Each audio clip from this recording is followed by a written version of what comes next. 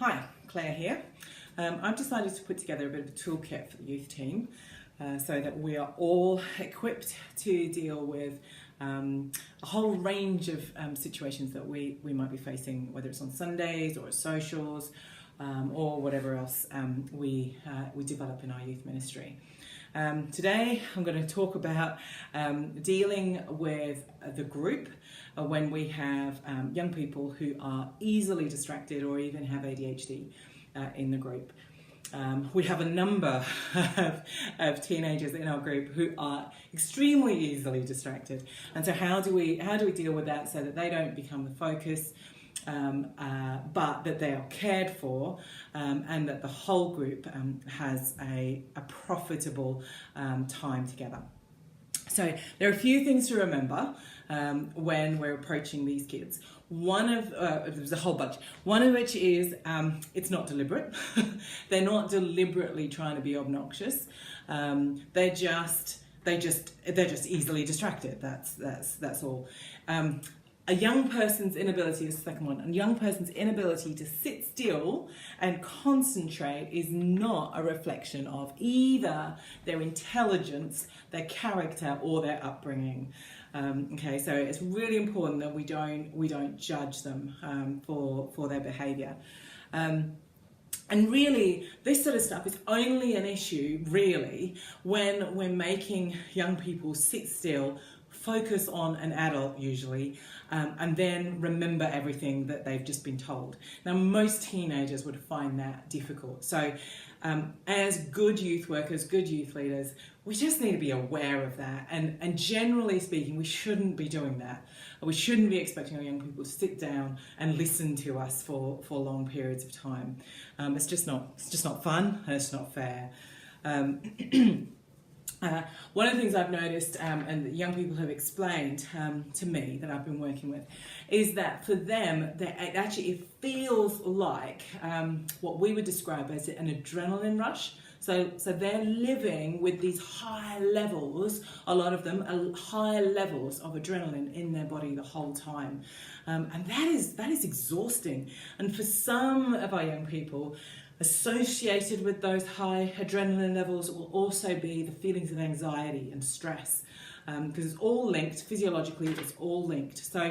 So for a lot of our young people, actually there's a lot going on with them. And so the more we understand that, the more we can actually be merciful and be effective with them.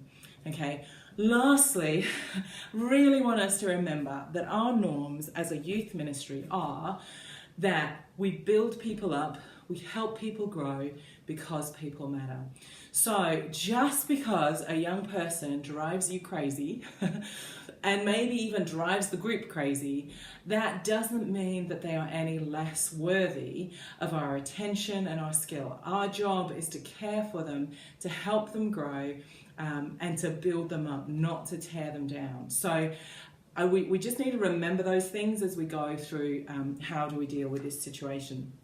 So I've put together, our norms form three of the basic principles in the strategy that we have been employing and that has been working in these situations in our group. Okay, so our norms. So being positive, so building up, not tearing down, focusing on the positive, eliminating negative things from the way we speak to young people. So rather than saying, no, stop, don't do that, sit down, be quiet, all that sort of stuff, actually bringing in positive things like, could you please do this? Or just reaffirming when they're doing well, when they're responding well. This is for all young people. Okay, so just being aware of that. The second thing I've talked about, the people matter thing, and just focusing on that, knowing that as the youth leader, if you're being irritated, that is actually your issue. It's not their issue. It's yours. So as a youth worker, you need to learn and grow and develop in understanding what is going on for you, what hooks you, and how to manage that, how to manage your internal world in stressful and difficult situations. It is not their job to make you feel comfortable. Your own uncomfortableness in the situation is your issue to deal with, I'm afraid. Sorry. The last thing, helping them grow. So our job is to help them grow. Our job is to give all our young people opportunities to understand things deeper, to experience new things, to grow, to try things in a safe environment. And so if somebody is feeling put down and not quite feeling unsafe, they're not going to grow. So our job is to create a safe culture within the whole group so that all the young people can grow and be helped. Now, the last thing that I want to go through, a couple of times at youth team meetings, we've looked at this. I want to look at it again because it's exactly what we're dealing with. It's called the circular process of social interaction. Okay, and you have the external expressed stuff. So there is the young person's behaviour. Okay, I'll write that there. And then there is the group's response. And the group includes us as the youth workers. Okay, I'm going to put the group's reaction actually there. Now the young person's behaviour is coming from them, their picture of themselves, what they expect of themselves and what they expect of you and the group. What they expect to receive from you and the group, that's where their behaviour is coming from. So if they are used to getting lots of negative reactions from everybody, that is what they're going to expect from you. Okay, so we'll just put expectations here. Young person's expectations there, and then that leads to their behaviour. Then, as the observers and the people receiving that behaviour, we make assumptions based on their behaviour, okay? And it is only based on that because we don't see this unless we stop and do the work to understand what is going on for that young person. We won't understand what's happening here. We will only see this, we'll make assumptions, and then we will react on the basis of those assumptions. What happens is, in all situations, what happens is that reaction is going to confirm the young person's expectations, both of themselves and of you. Okay, so that is called the circular process of social interaction, and we are all in it all the time. As youth workers, our job is to break that cycle. Okay, particularly where there's behaviour that's negatively impacting the group or ourselves.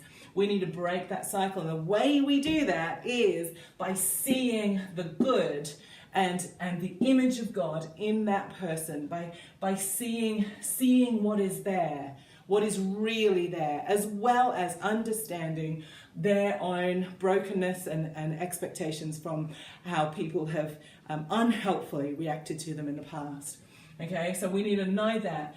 And then we need to change. When their behaviour comes, we need to change our assumptions. Okay, our assumptions need to be based on what we know to be true about this young person as being made in the image of God, precious, worthy of our value and honour and respect, and able to function and to relate. An intelligent person, somebody who is of character, okay? So we're going to change our assumptions, and we're going to react or respond, in this case, to that young person based on our new understanding, okay? And then our reaction is going to be different to what they expect. And what that does is, oh dear, that's not a very good pen, is it?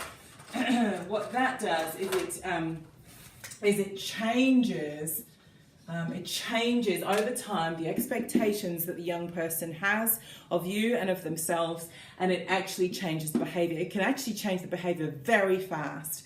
And certainly for me, in youth over the last couple of months, I've had really positive experiences with our young people because of implementing some of these things. So on the basis of that, here's our strategy for dealing with young people who have issues with attention, distraction, being distracted, distracting others, all that sort of behaviour that can be a little challenging for us as youth workers to handle. Okay, so I'm just going to give three things that we need to do, okay? So the first and most important thing is to assign a team leader to work with that young person. That person, that youth worker, is assigned to sit with the young person, to engage with the young person, to be having conversations with the young person, even during the session. They need to do that in a way that does not distract from the rest of the group. So they need to do it quietly and positively. What that does is that means that as the young person is distracted and lots of different thoughts are coming into their head and they blurt it all out, they're actually, rather than being told to shut up or completely ignored, they actually have somebody who is listening and able to respond to them, help them process that stuff so that they can actually remain present. Okay? So you need to assign somebody to actually do that work. They need to be responding positively to the young person. They need to be helping the young person participate as well with what is going on in the group.